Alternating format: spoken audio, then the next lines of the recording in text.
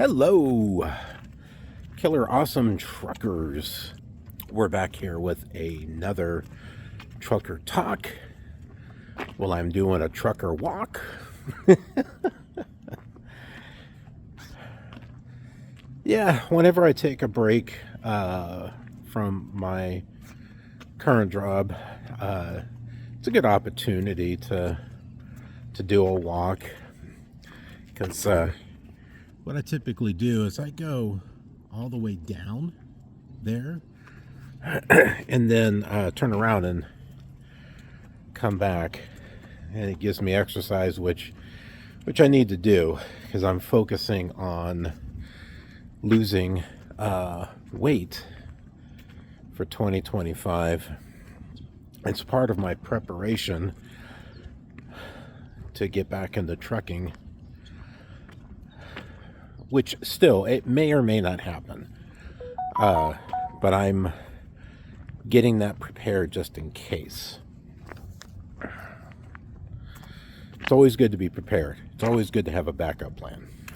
Last time I talked about Swift, about how I don't think it's a bad company to work for.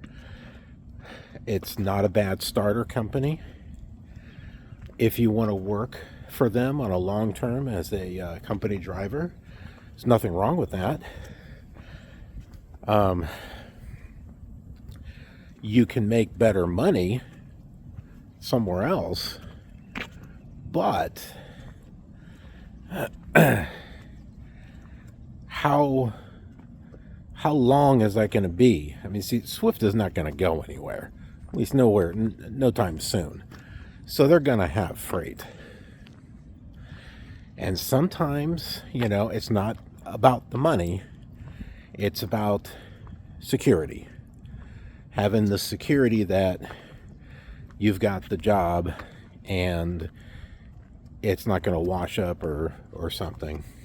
Unless they're just not giving you miles. But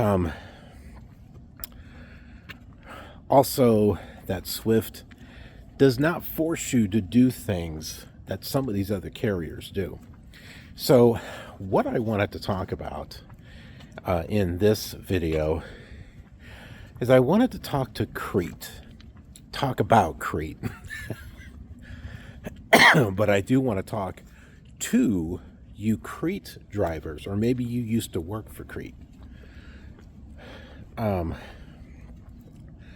So I've mentioned before that I'm doing some research about Crete to see if maybe they are a good company to go to in another year, assuming that my wife and I move to another location due to the cost of living here just getting to be more and more, not as bad as California, but it's getting more and more expensive.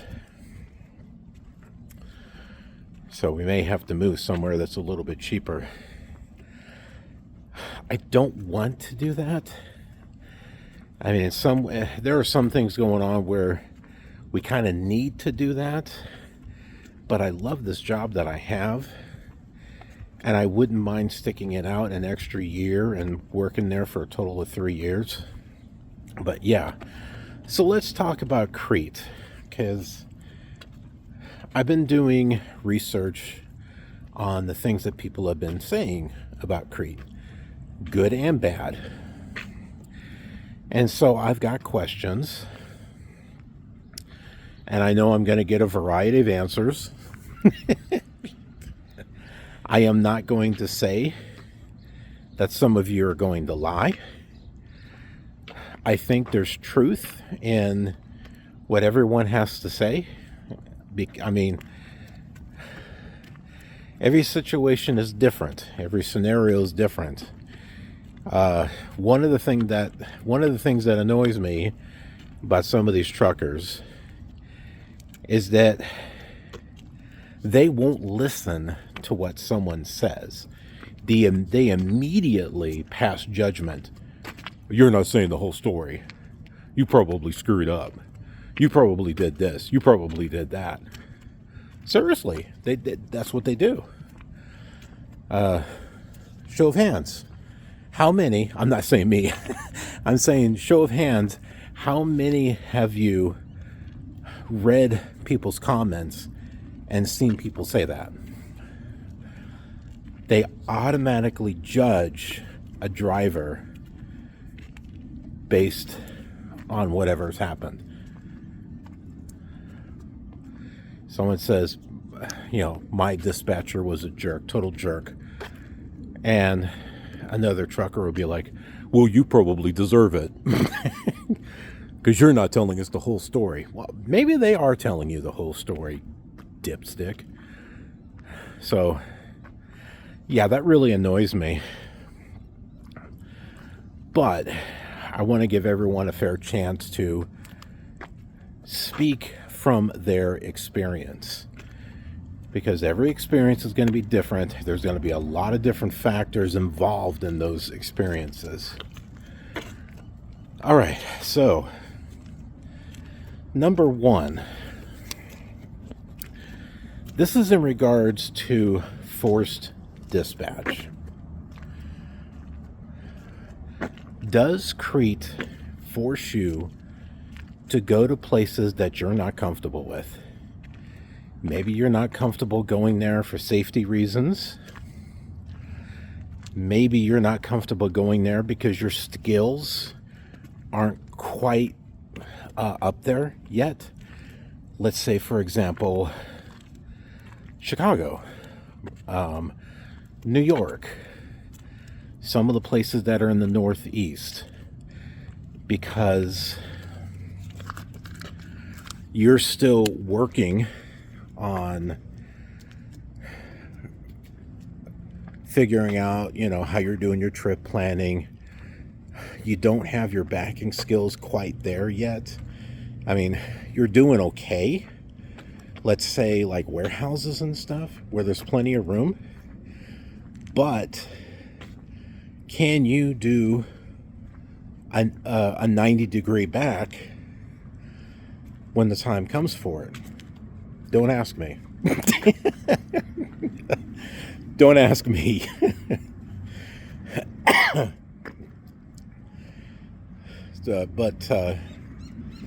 So you may not be quite there yet in regards to the skills. I mean, I've seen some places that are so tight. I've been in a situation where it was so tight. I tried everything. I think I was there for 2 hours. I've got a video on it, as a matter of fact. During my first year of trucking. Do you seriously think I'm going to be able to get in and out of a really tight spot?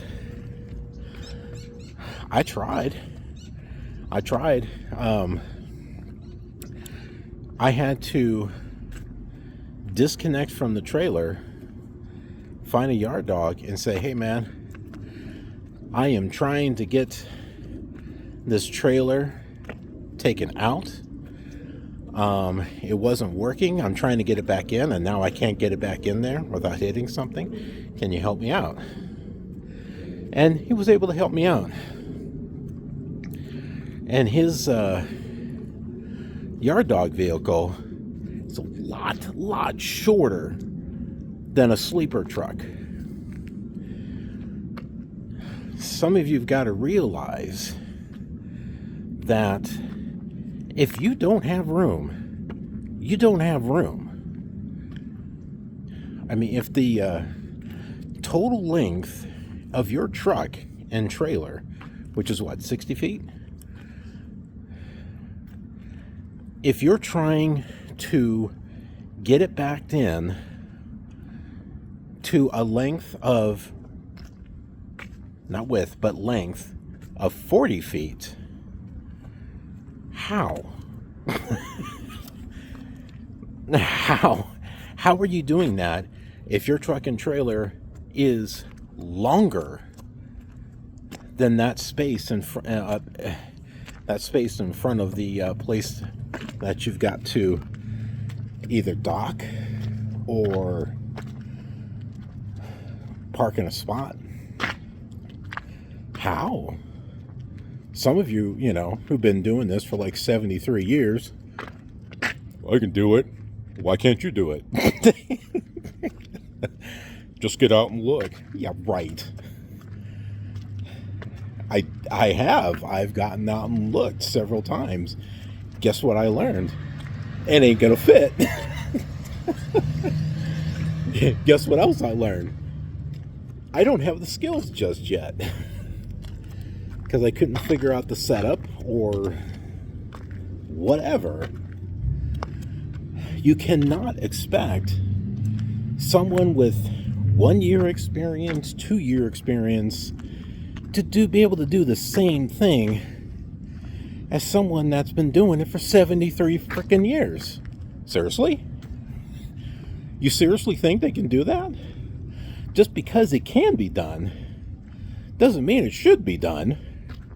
Just because you can do it doesn't mean someone else can do it. I always hate that line. Show of hands. Again, how many of you drivers have gone to a place, it's really, really tight, either that or it's designed in such a way you're like, how the hell am I supposed to get in there? And the shipper receiver, we get trucks all the time.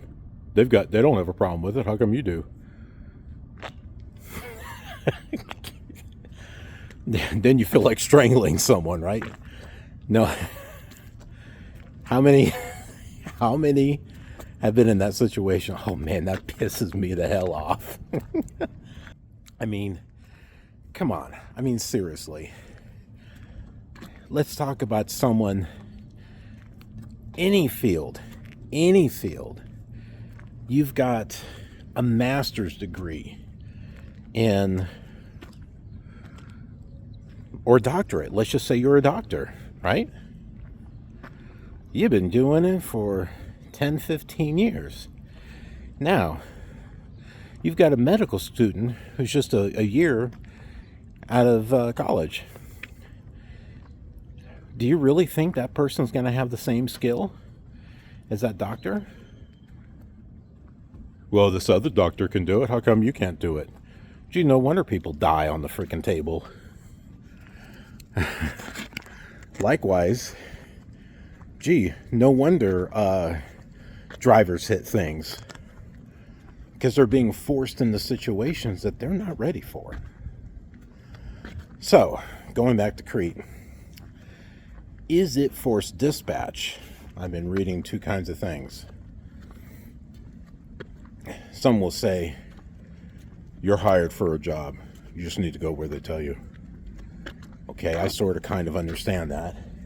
However, in order to do a job properly, you need to receive the proper training, right? You just don't apply to a medical facility with very little experience and they start asking you to do things way beyond what you've learned or what you've been trained. Do you see what I mean? So, with that said, does Crete force you to go to places not like New York City, New Jersey, Chicago? Now, I don't mean driving around Chicago. Okay, I've done that. All right, no big deal. Unless the traffic is backed up, then it's kind of a big deal. No, I mean like delivering and picking up in Chicago. I'm talking about that. Frick, man. Los Angeles. There's some crappy places in Los Angeles that are like that too. San Francisco, I heard, is kind of bad. Now,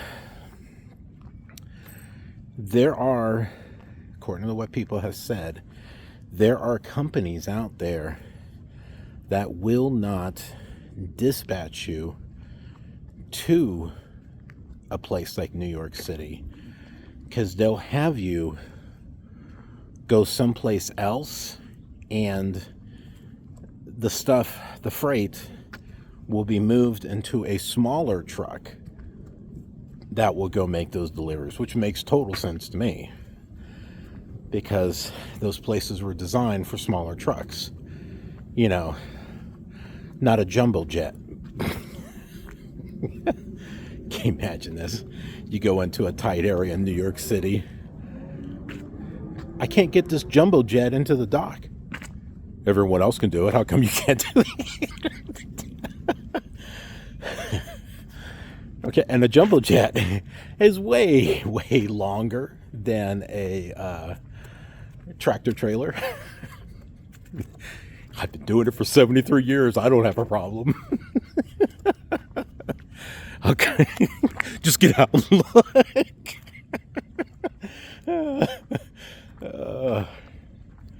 Right? Come on. Yeah, but so there are companies out there that won't do that because maybe they have had quite a bit of accidents from drivers that just are not able to do it because this is a revolving door industry because it sucks. But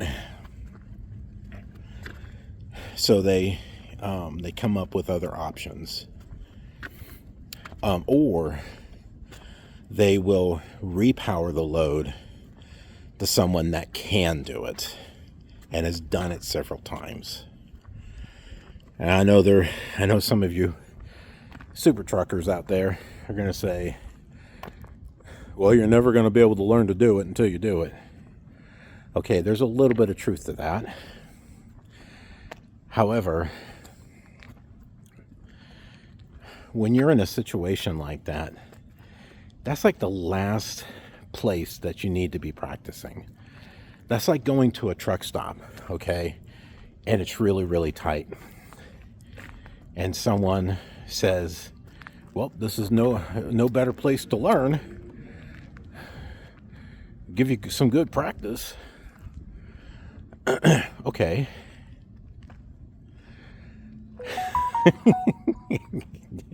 Hang a moment. Let me gather my thoughts here. So, let's say you are one of those trucks that's already parked. All right? You're parked right next to one that's open. Here comes Swift, Schneider, Super Ego, take your pick, Amazon. Oh no, Amazon, FedEx. No, actually, I don't see them at truck stops. You get what I'm saying. So, you're there. Here's this new driver, or someone who's a rookie. Hasn't done it for as long as you have. And here they are trying to back in, and you're like one of those people in bonehead truckers. Instead of going out and helping them, you're sitting there with your camera and watching them. You better not hit me. Better not hit me. And then they hit you. Or let's say they don't hit you. And they just say, well, I'm just working on my skills. And I'm kind of practicing, and I just kind of want to get it in there. How would you feel?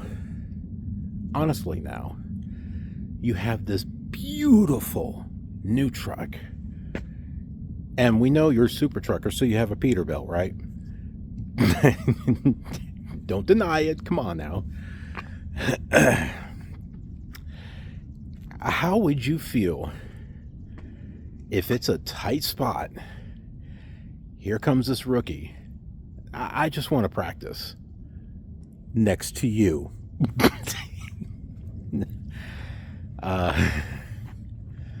Wouldn't you be a little bothered by that? I think I would be, because if that rookie hits me, that may cause some delays in my deliveries or getting a delivery. It cost. Now I got damage to the truck. Now I can't make money because if your wheels ain't turning, you're not earning. So, honestly, are you okay with a rookie trying to squeeze it in because they want to practice next to you and the truck on the other side, or the truck that's across from the I really want to know. If it were my truck, I wouldn't be comfortable with it. Maybe you are. Maybe you like having your truck beat the hell up. But yeah, I mean, so there you go. Likewise, rookies, 1 year, 2 year, whatever, they're still building their skills to just say, you'll figure it out. Well, if they could figure it out, they wouldn't be hitting anything now, would they? So, with that in mind, you should not be sending rookies into areas that they haven't quite built the skills up for yet. And in order to build someone's skill up, you got to start them off on level 1, and then level 2, and then level 3. Okay? It's just like a role-playing game. You don't go after the level 60 dragon if you're a level 1. You're going to have your ass handed to you after it's fried. After you're burnt up, then your ass will be handed to you. Or you'll get your ass handed to you, and then you'll be set on fire. Number 2, mean dispatchers. Dispatchers, driver support, and they are total flippin' jerks. They get pissy when you call them because they just want to sit there and chill or whatever. You calling them is disrupting their relaxation or meditation or whatever the hell they're doing at their desk. You're inconveniencing them when you really need the help.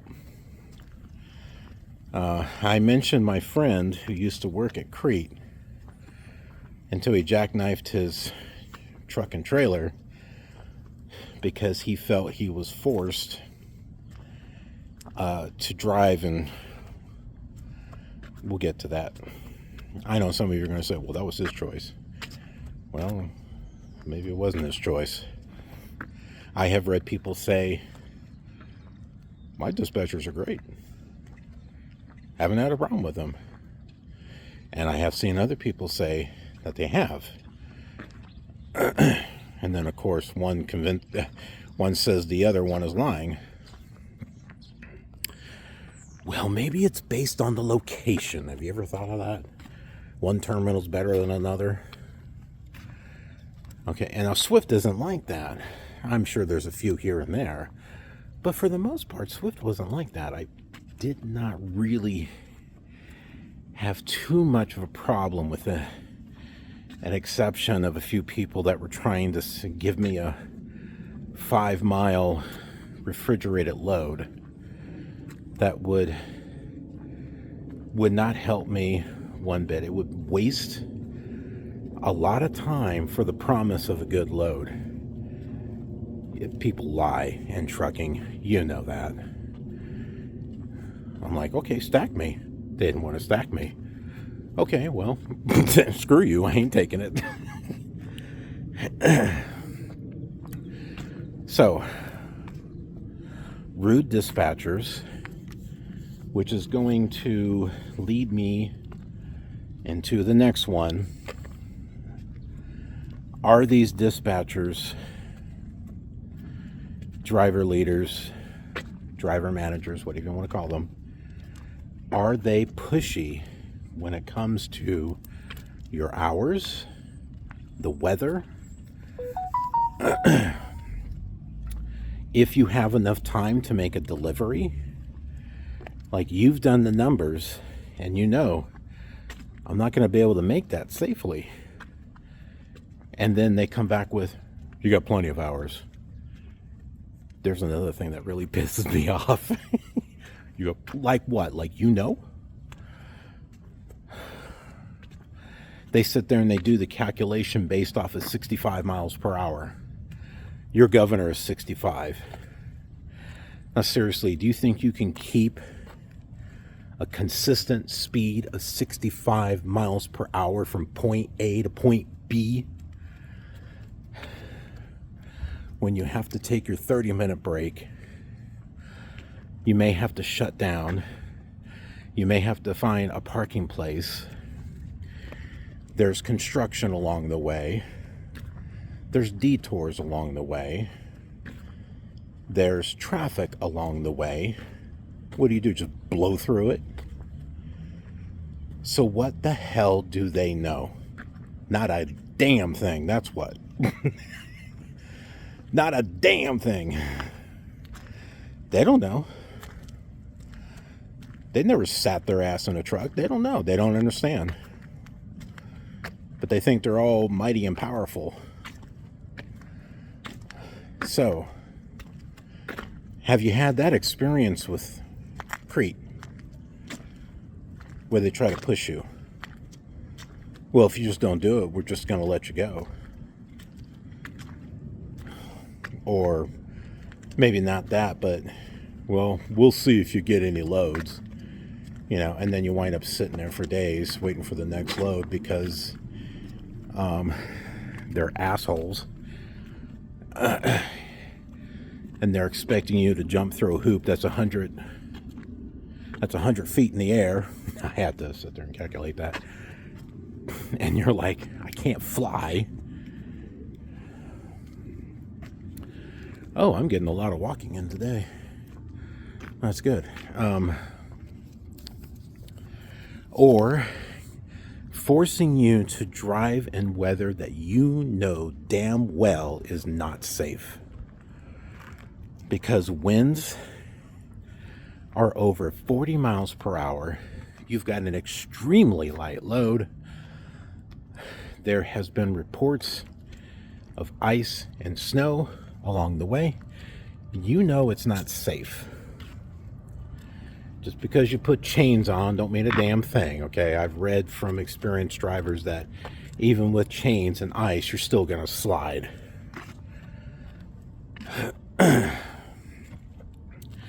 Swift has said, and I agree with this, chains are not to be used to get somewhere unless it's a safe place to park. They're not used to get into a situation. They're used to get out of a situation. I've had to do that before. I couldn't put the chains on, but I was able to take the chains and put them underneath the tires and rock the truck and trailer until I got over it and I was loose. I got that on video too. I needed the chains to get out of a situation because the night prior there were weather warnings. And even the DOT and the weather was like, be off the road. And naturally, there were some that weren't, and they were wrecked. So, but anyway. So yeah, are they forcing you to do something like that? Just take it slow. Oh yeah, who wants to drive 500 miles at 30 miles per hour? What's the point? Honestly, you wait one day, things get better, and now you can drive 65, 70, whatever it is that you can drive the next day. And it won't take you freaking 8 hours to get 100 miles. Okay? Work smarter, not harder. And that's what happened to my friend. That's why he jackknifed. Because of being pushed because of the weather. And this next part. He was given a load. He was out in the east, I think. I think he was going from like Illinois or something. But it was going to Salt Lake City along the I-80. So, and this is wintertime.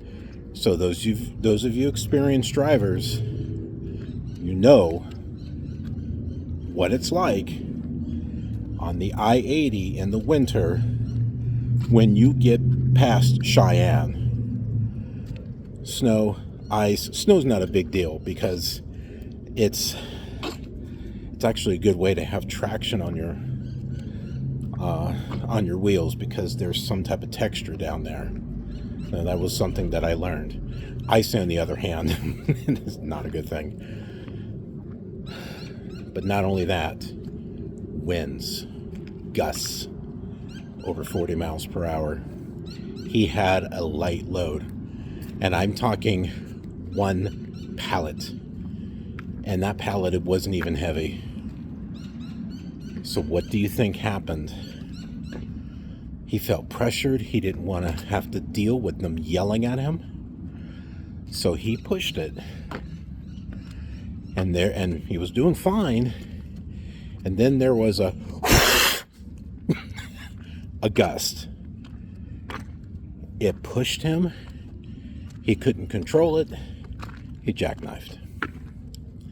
And then, of course, the people that pushed him and gave him an attitude, well, you shouldn't have done it if you didn't think it was safe. Freaking assholes. And he knew that he did not have the hours because he calculated it. And it's like, well, this delivery has an appointment in 8 hours. And you figure it's going to take you 8 hours to get there. Some of you are like, sure, I can do that. Can you guarantee me that everything is going to be hunky-dory from point A to point B? There's not going to be any traffic, construction, anything that's going to slow you down. Can you guarantee me that?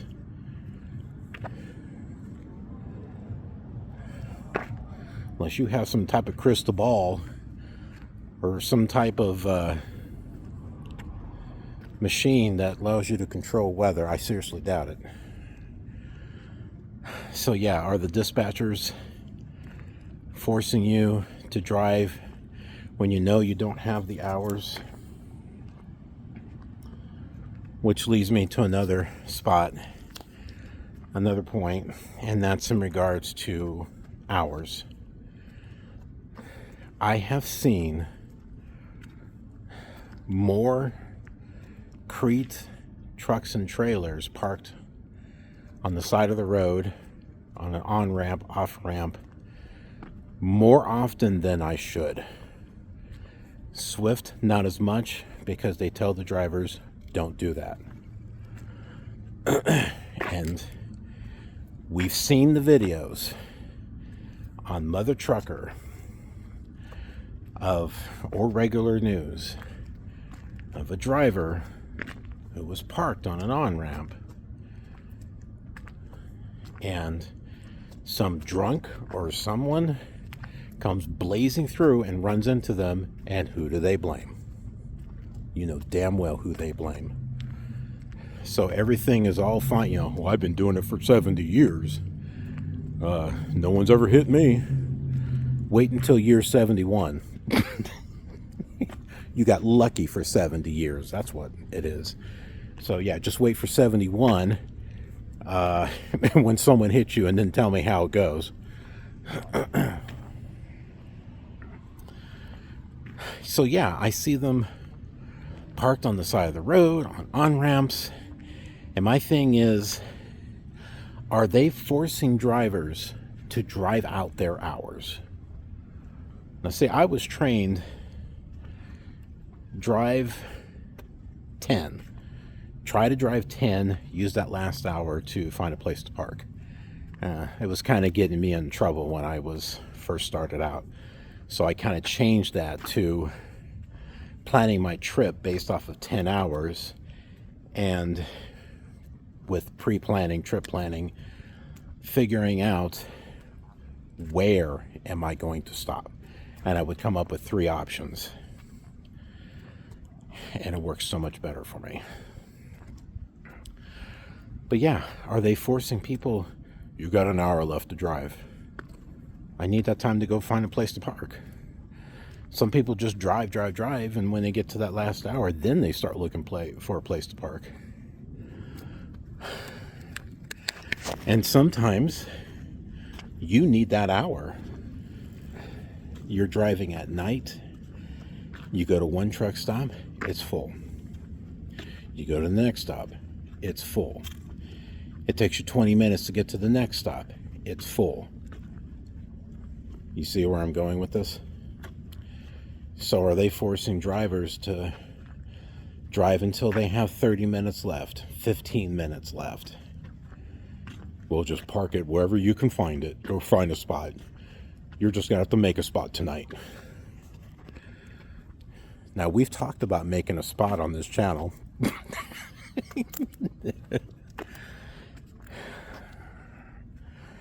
And you experienced truckers out there, I'm not saying you don't know how to make a spot, okay? You're an experienced driver. You know how to do it. You know where to do it. And then there's a lot that don't, and don't give a damn. So where do you think they make a spot? Right across from you. There's no parking spot there, but they park there in front of you. And now you have to wake up and ask them to move. Well, you better hope they wake up, and you better hope they say, okay, I'll move. Because what are you going to do if they say no? Seriously, what are you going to do? You going to take them out and beat them? You'll be in jail the next day.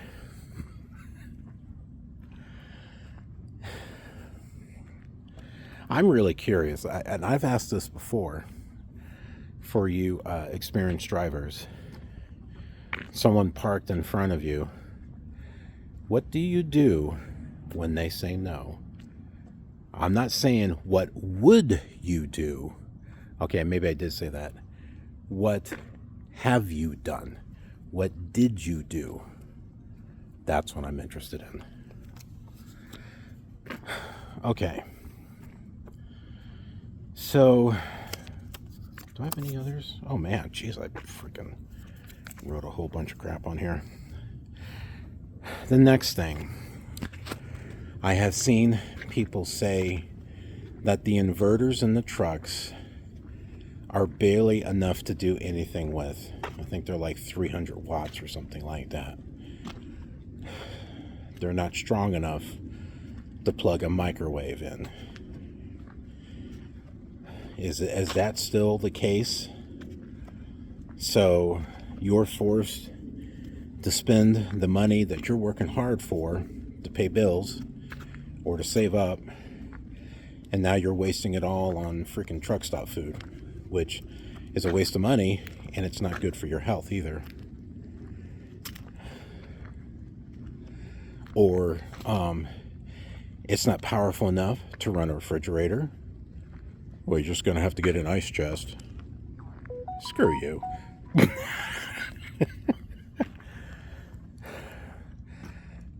The job sucks as it is. Why make it more miserable than it has to be? You're going to be out there weeks at a time. There's nothing wrong with having some quality of life while you're out there. So if you're a person that's, I'm fine with not having a refrigerator, I'm fine not having a microwave, and you should be too. Okay, Mr. Super Trucker, let's take the mattress out of your truck. No sheets, no blankets, no pillows. All right. Heck, maybe you don't even have a bunk. You're going to have to sleep on the floor. What do you got to say now? Well, I can do it. The hell you can, you freaking liar. maybe for a week. I guarantee you're gonna bitch and complain. You stupid ass truck. Hate this company. I'll just go somewhere else. Yeah, so tell me, is that the case with the inverters? And also, are there purchase trucks like that? Because I don't think they have a lease program. I think they have a purchase program. So are those trucks the same, or are they better? Do they have APUs in them? That was kind of like one of my questions in regards to the purchase. I'm not sure. Some people say it's a great program. I don't know. You have to have like $8,000 to put down. You better be 100% sure that's what you want. Because if things don't work out, you sure as hell ain't getting that $8,000 back. That's a lot of money. And if you are a person that has plenty of money, what the hell are you doing in trucking? You should be running a trucking company, not driving. Here is another disturbing thing that I read. There are people who have said, company drivers, who have been forced to pay for repairs to the truck, to the trailer. It's not their fault, but the powers that be, it's driver error. They blame, you know damn well they blame the trucker. They always do. There are some who've been driving for 75, years. They never said that to me. And then you have others that say it has happened to them. Once again, it may depend upon what home terminal you're out of. Have you had that experience, and what experience did you have? I've read that some people have been charged for a new battery, or some other things. So I want to know that too.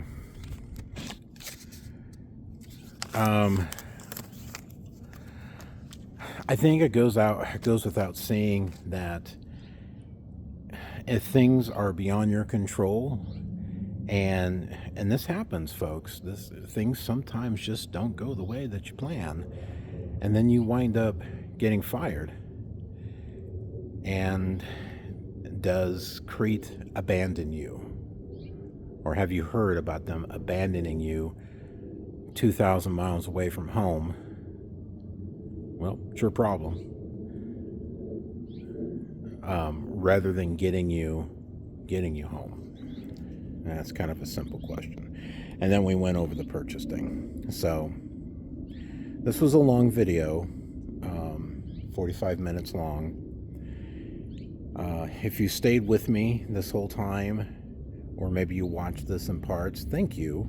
I appreciate it, because like I said, I am interested in getting back into it, just not right now, but I want to do my research as far as a good place to go. And I'm sure some of you are going to say, stay away from mega carriers. I get it. I hear what you're saying. I do like OTR because I like to be able to travel and be able to see different things. Now, I've already done it for over 2 years, and maybe that's enough. Maybe I've already seen what there is to see. I don't know. But oh, hey, you can see me now. Auto exposure, it's a great thing. But yeah, so I'm doing my research. There's nothing wrong with it. I'm not sitting here bitching and complaining and whining or crying. I'm not in trucking, so I've got I don't know why you think that no, I have just simple questions. Okay. And I'm sure there are new drivers out there. Uh-oh, work phone. That was my relief, the next dispatcher for second shift, she's really, really sick, which means I have to work another 8 hours for a total of 60. No, I'm kidding. As much as I would like to and get the overtime, because it would be freaking awesome. My boss, okay, not my manager, but my boss, okay, because I work with him quite a bit during the week. He's like, no overtime, absolutely no overtime. And when he says jump, you best jump. He used to be a cop. He's a good guy, though. He's not a jerk. The guy's awesome. I love working for him. Everyone in the office is really, really awesome. But, yeah, that's what that was. So I have no idea what the hell I was talking about other than Crete.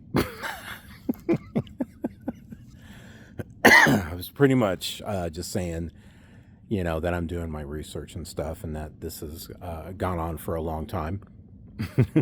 Not to research the video, but thank you for sticking with me. I appreciate it.